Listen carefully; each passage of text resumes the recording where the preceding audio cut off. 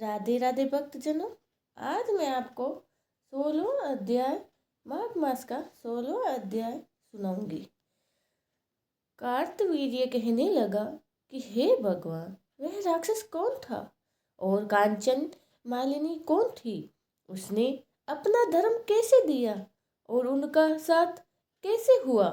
हे ऋषि, अत्रि ऋषि के संतों के सूर्यों, यह कथा सुनाकर मेरा कौतूहल दूर कीजिए।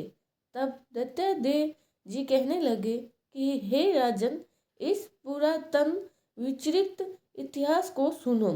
कांचन मालिनी नाम की एक सुंदर अप्सरा थी जो माघ मास में प्रयाग में स्नान करके कैलाश पर जा रही थी। तब उसको मार्ग में जाते हुए हिमालय के कुंज से एक घोर राक्षस ने देखा। उस सोने जैसी तेज वाली सुंदर काटी वाली बड़े बड़े नेत्र वाली चंद्रमुखी सुंदर केस और पीनी है पहियोर घर वाली सुंदर अप्सरा को देखकर उस राक्षस ने कहा कि हे सुंदरी कमलयनी, तुम कौन हो और कहाँ से आ रही हो? तुम्हारे वस्त्र और वेणी भीगी हुई क्यों है? तुम आकाश मार्ग से कहाँ जाती हो और किस पुण्य के प्रताप से तुम्हारा शरीर ऐसा तेजवती और रूपवान, ऐसा मनोहर है? तुम्हारे गीले वस्त्र से मेरे मस्तक पर गिरे हुए एक बूंद जल से मेरे कुट मन को एकदम शांति प्राप्ति हो गई है। इसका क्या कारण है? इस जल की क्या महिमा है? तुम बड़ी शीलवती प्रवृत्त हो रही हो, इसका कारण मुझको कहिए। अप्सरा ने कहा कि हे राक्षस, सुनो, मैं काम रूपिणी अप्सरा हूँ। मैं प्रयाग में संगम से स्नान करके आ रही हूँ, इसी से मेरे वस्त्र भीगे हैं। अब कैलाश पर जा रही हूँ जहाँ पर श्री शिव निवास करते हैं। त्रिवेणी के जल से मेरी सब क्रूरता दूर हो गई है, जिसकी पुण्य के प्रभाव से मैं इतनी सुंदर और पार्वती जी की प्रिय सखी हुई हूँ। सो आश्चर्य देने वाला उदाहरण मुझे ब्रह्मा जी ने कहा था, सो सुनो। मैं कलिंग देश के राजा की वेश्या थी। रूप, लावण्य और सुंदरता में अपूर्ण थी। मेरी सुंदरता पर सारा नगर मोहित था और मैंने अनेकों प्रकार के भोगे। अनेक प्रकार के वस्त्र और आभूषणों की घर में कोई कमी नहीं थी। कई कामी पुरुष आपस में स्पर्धा ही मृत्यु को प्राप्त हो गए। इस तरह उस नगर से मैं बड़ी सुंदरता से यौवन व्यतीत हुई और मैं वृद्धावस्था को प्राप्त हो गई। तब मेरे मन में विचार उत्पन्न हुआ कि मैंने अपनी सारी आयु पापों से ही व्यतीत कर दी। धर्म का कोई कार्य, दान, तप, यज्ञ आदि नहीं किया। शिव या दुर्गा जी का आराधना नहीं की, न ही कभी भगवान विष्णु का पूजन किया। इस प्रकार अशांत चित्त से मैंने एक ब्राह्मण की शरण ली, तो वेदों का ज्ञाता और ब्रह्मनिष्ठ था। मैंने उनसे पूछा कि मेरा निष्कार किस प्रकार होगा। महाराज, साधु सज्जन अच्छे और बुरे सभी पर दया करते हैं, इसीलिए मुझ दिन पर भी कृपा करके मुझे कीचड़ में डूबी हुई को पकड़कर उबारिए। क्षीर सागर क्या हंस को ही दूध देता है, बतख को नहीं देता।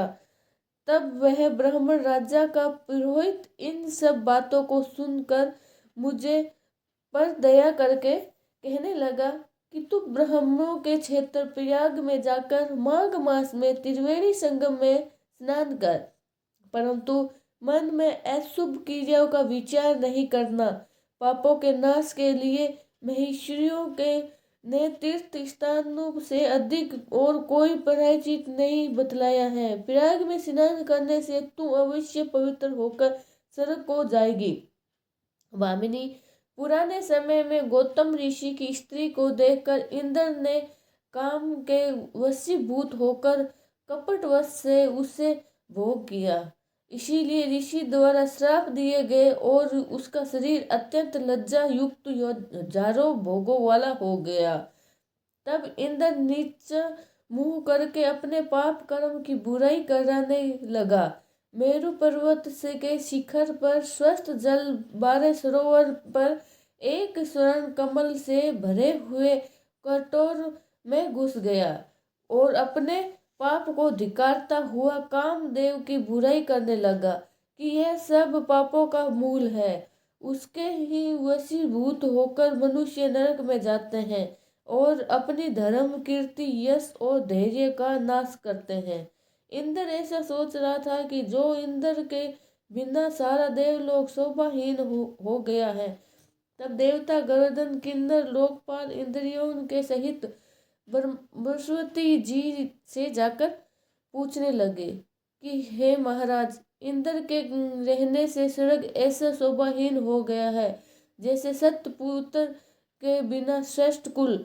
इसीलिए स्वर्ग की शोभा के लिए कोई कीजिए, सोचिए, इस विषय में देर नहीं करनी चाहिए। तब बृहस्पति जी कहने लगे कि इंद्र के बिना सोचे विचारे जो कर्म किया है उसका फल भोग रहा हूँ।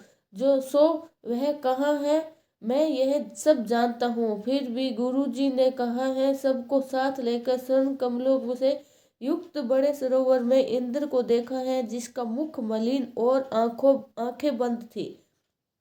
तब इंद्र ने बृहस्पति जी के चरणों को पकड़कर कहा कि इस पाप से उद्धार करके आप मेरी रक्षा कीजिए। तब बृहस्पति जी ने इंद्र से कहा कि प्रयाग में स्नान करने से तुम पाप मुक्त हो जाओगे। तब इंद्र सहित सबने ही प्रयाग जाकर संगम में स्नान किया और त्रिवेणी स्नान से इंद्र पाप मुक्त हो गया। तब बृहस्पति जी ने इंद्र को वरदान दिया कि तुम्हारे शरीर में जितने भग हैं सब नेत्र हो जाएं। तब इंद्र ब्राह्मण के वेश से हजारों नेत्रों से ऐसा सुशोभित हुआ जैसे मान सरोवर में कमल शोभायमान होता है। राधे राधे भक्तजनों, 16वां अध्याय यही खत्म होता है। कल हम आपको 17वां अध्याय सुनाएंगे। जय श्री राम। राधे राधे।